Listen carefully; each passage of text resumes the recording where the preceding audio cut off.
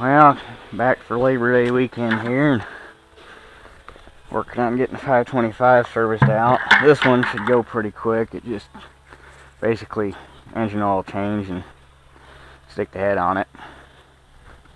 It's a little dark out right now, but all the bad stuff looks like it's skirting north of us, and it's clearing up again over in the west. So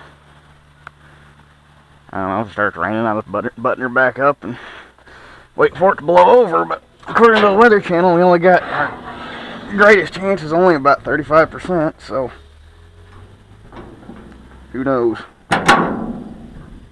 Missed the hole. Right there.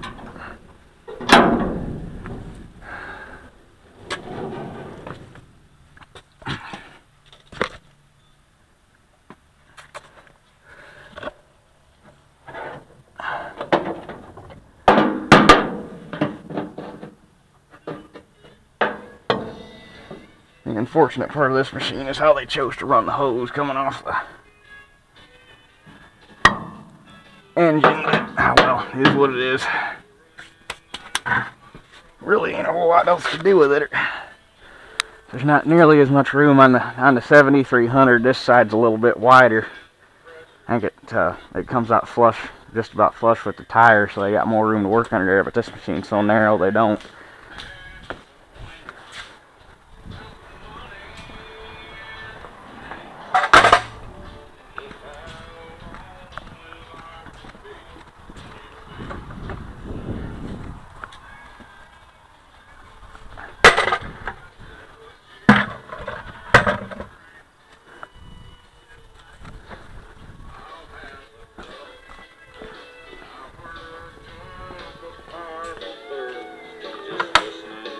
And it's raining, and thunder, and lightning. But I guess I should have seen this coming because my neighbor dropped about 10 acres of hay yesterday, so. But, yeah. Guess I will be taking a break for a little bit until this crap blows over. We only had chances right around lunchtime here, and then it was supposed to taper back off and the sun was supposed to come back out later, so hopefully it's been like 2 hours and it's still trying to spit rain, so we're going to change gears here a little bit. Get back to changing the oil later this afternoon when the sun finally comes back out, which it is still supposed to do, so we'll see how that happens. But this is the deflector off of the straw chopper, and as you can see, it has seen better days.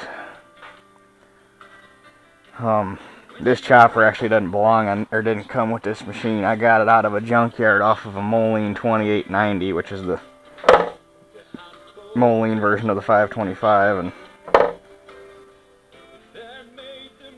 yeah, it actually wasn't quite this bad when I first got it, but when I ran the chopper 1 year running corn, and that, I mean, I'm sure it was only a matter of time if running corn did this, but, oh yeah, gotta get the baffles off. I'm gonna try to remake these as best I can. Unfortunately, we don't have the tools to do it like they originally did, so I'm just gonna take some flat sheet metal. Probably, we got some heavier gauge than this, and I'll make it out of that. And I want to make them a little longer too, but I'll take them and roll them, and then I will go and actually cut this piece, maybe, because I guess on these the bend doesn't really start till they get past the slot, and in all reality, if I make it out of, I don't know, we'll see how that happens when I actually get into making them. But first I gotta get these off, get this thing all beat back out straight, try to do a little bit of welding on it. I'd like to remake the whole thing at some point, but I looked and we don't have a piece of I'd probably just make it out of 1/4 inch flat plate with these tabs bent down on it and not do all the fancy rolling over and stuff, because one, we ain't got the tools for it, and two, if I made it out of heavier steel, that would be unnecessary. The hardest part to replicate would be this, and it actually got broke off at some point before I got the chopper. This is actually supposed to be rolled to a radius to match a radius that's rolled in the actual chopper, so that when you rock this thing, it maintains contact all the time. And apparently at some point the corners got ripped off and they welded angle iron on there, which, I mean, it works, but it... So, hopefully,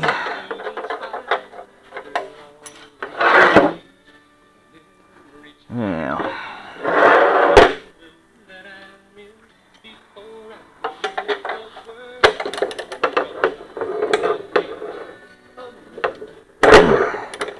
Yep, I'm going to take him off with a die grinder. Well, I got the fins off.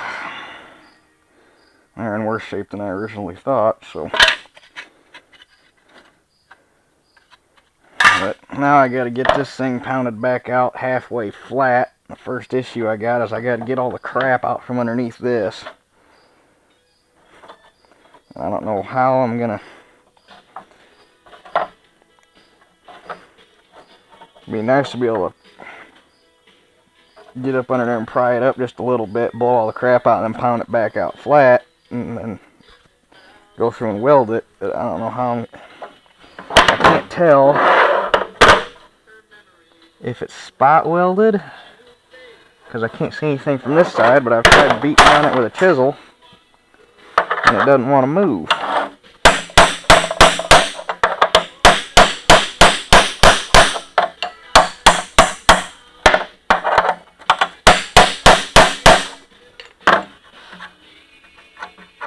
Yeah, yep, right there. I think here's a spot weld. Yep, right there. So I gotta get this part figured out now. Alright, that's all cleaned out, so I just gotta beat it back out straight.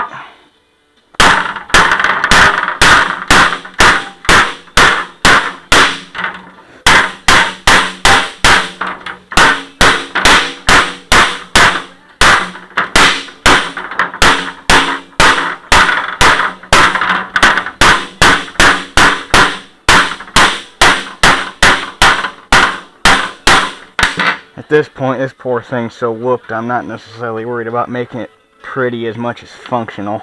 So I need to get my spread pattern widened out a little bit from what it currently is.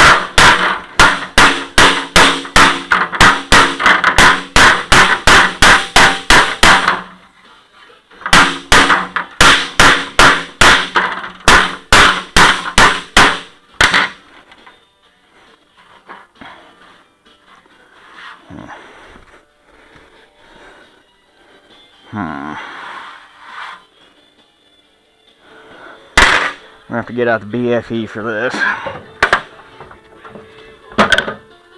Sorry, BFH.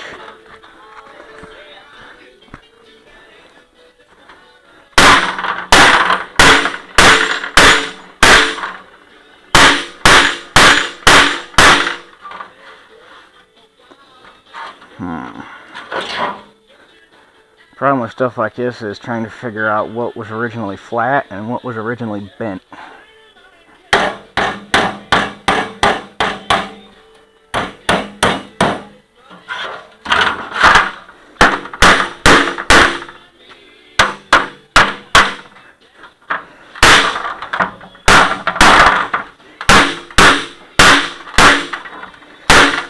And then there's other times where even if you know it's supposed to be flat and it is bent, you're never going to get it flat again because of the way somebody else fixed it, like in the case with these pieces of angle iron.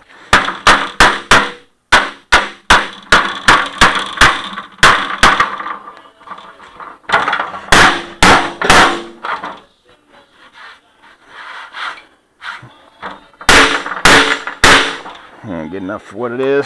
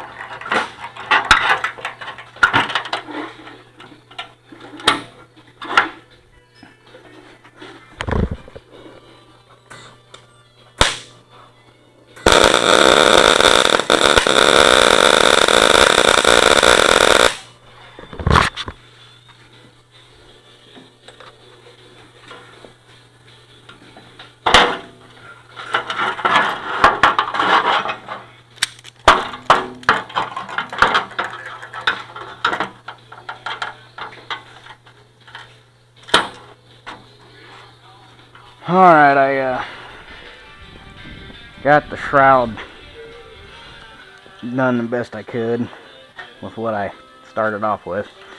There's 2 holes I can't get filled in because I can't get anything in there to back the metal up, and all it does is keep melting, so I just quit while I was ahead. Well, like I said, functional, not pretty. And then I cut these out of 1/8" plate, and I faced them off in the mill. They still aren't perfect, but there was really no good way to get a hold of them to do it. So now I'm punching in the slots for the holes.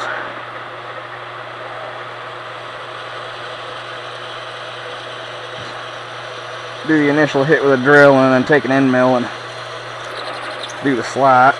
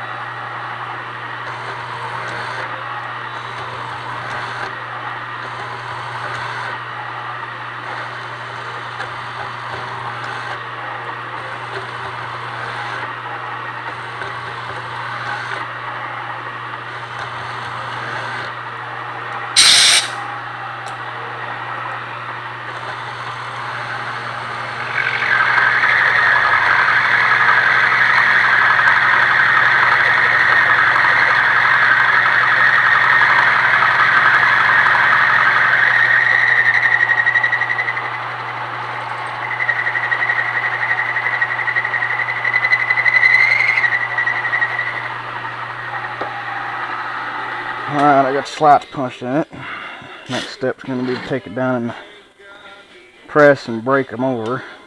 And I got to remember I got to make 2 lefts and 2 rights. So 2 got to be bent one way and 2 got to be bent the other.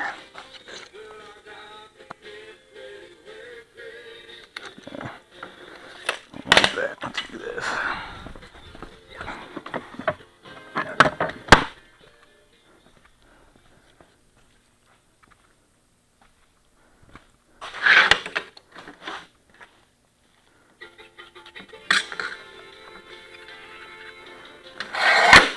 And these ones are going to come out about 1 inch taller and 3 inches longer than the originals, which should help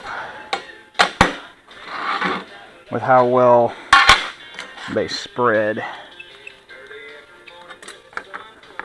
I know with that little chopper I'm never going to get it to cover the full 13 foot of the header, but I know I can get it out better than what it is now.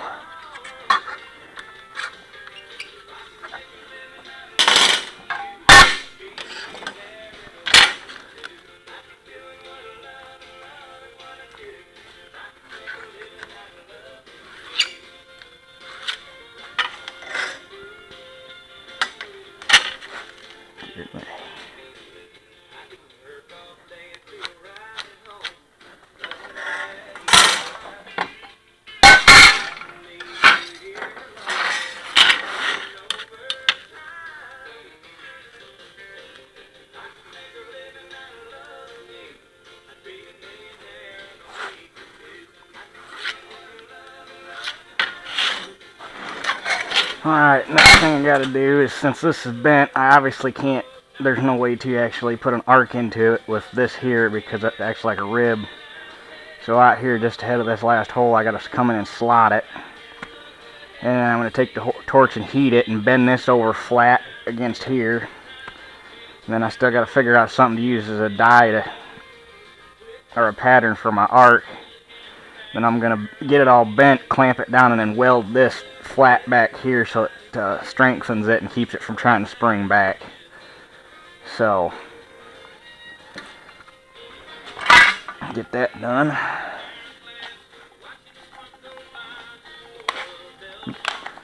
Helps if I plug this thing in.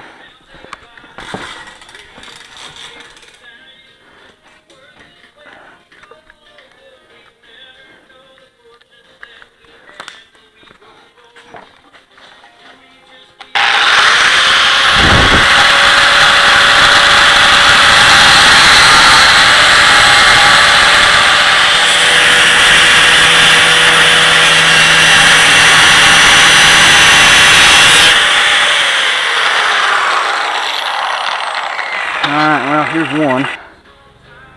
It worked out pretty good. Just added this piece of 8-inch pipe down in the barn I used for a mandrel and heated it up and did most of the bending by hand. I'm gonna do this one and one of the one for the other side, a steep bend like that. And I'll put those two on the outside, and then I'll put two in the center that are a little bit less to try to get more of a fan effect. So let that one cool and get the other ones done. But damn, that's toasty. Alright, well, here's the finished product. I think. I haven't got them on there yet. Don't need to modify them anymore, but fortunately the memory filled up on my camera, so I skipped a couple steps in the video and I was waiting for it to go on my computer. But here's the two for the center, the two for the outside. So yeah, don't think they turned out too bad for blacksmithing the whole thing. Well, they fit. Only thing I had to do on the original ones, I didn't notice it because they were so wadded up, but there's a angle bent right here to follow this, and by the time I got everything said and done on these and realized what was going on, I couldn't fix it, but I just pounded that out flat. That thing's so whooped anyway. If I was trying to keep it original and that thing was in better shape, I'd have done it different, but for what it is. But yeah, this is old versus new.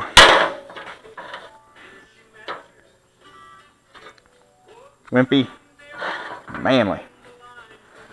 So hopefully that'll help spread the trash out a little bit better than what it originally did, because before it maybe a little 4 or 5 foot slot right behind the combine, and then there was little tailings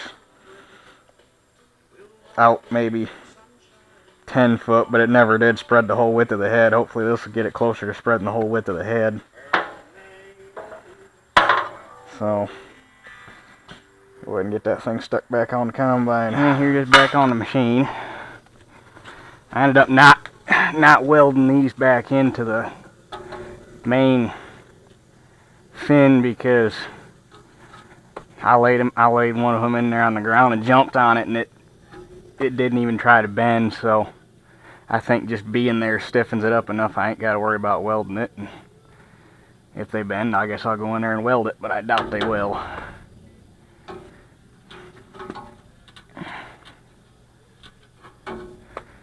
So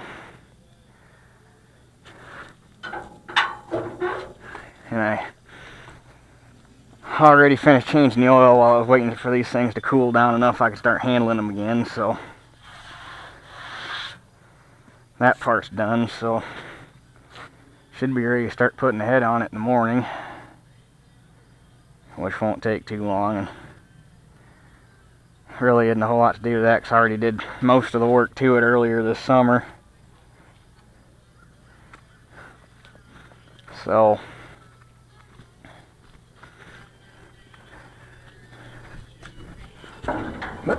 this combine's got a 251 Chrysler Flathead 6 in it, which is the same engine they used in the Dodge Power Wagon, and I think a couple cars maybe. I don't know.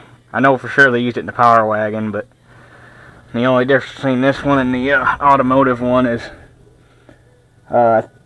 this one used a slightly different manifold, and this has got a belt drive governor on it, because obviously on a combine maintaining engine speed is pretty critical to maintain cylinder speed and everything. So,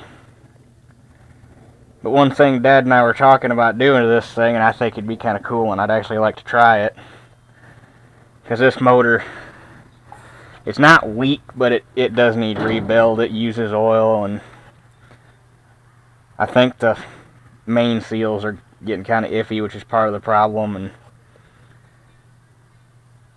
I'm sure it needs rings and stuff like that, but since it's a flathead and the valves are in the block, I've heard these things are very expensive to rebuild, and this is also a sleeveless motor, so if it needs pistons, you got to have it bored.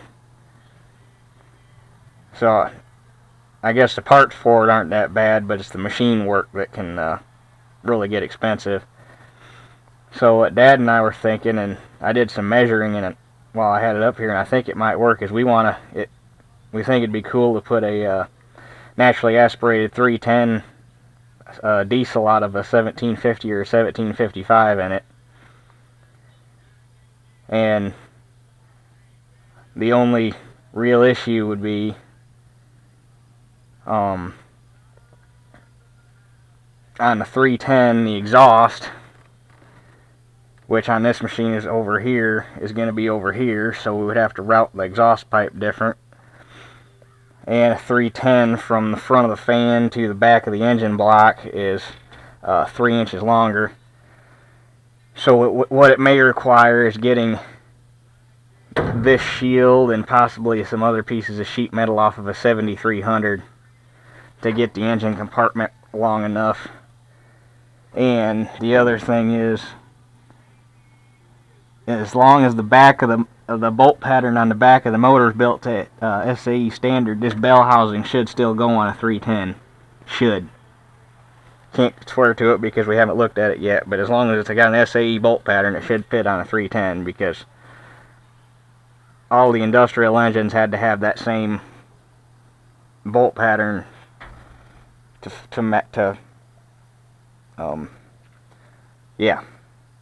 meet a SAE standard.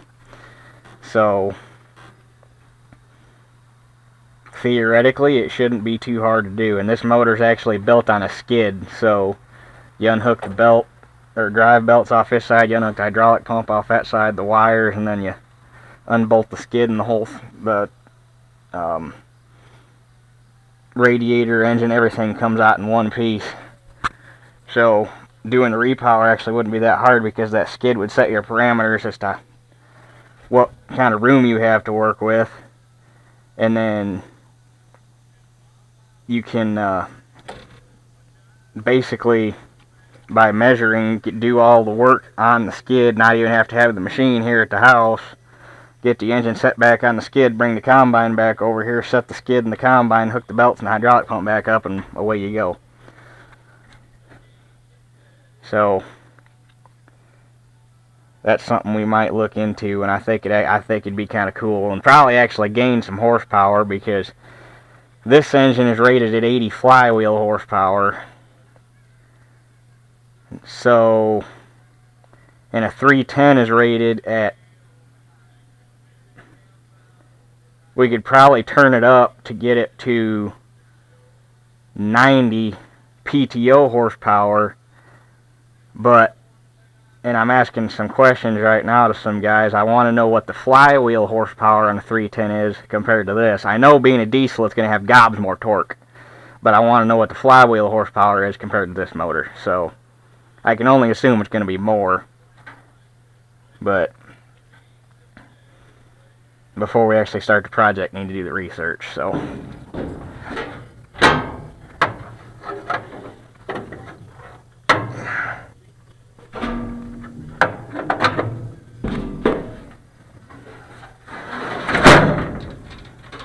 but that's that for now, and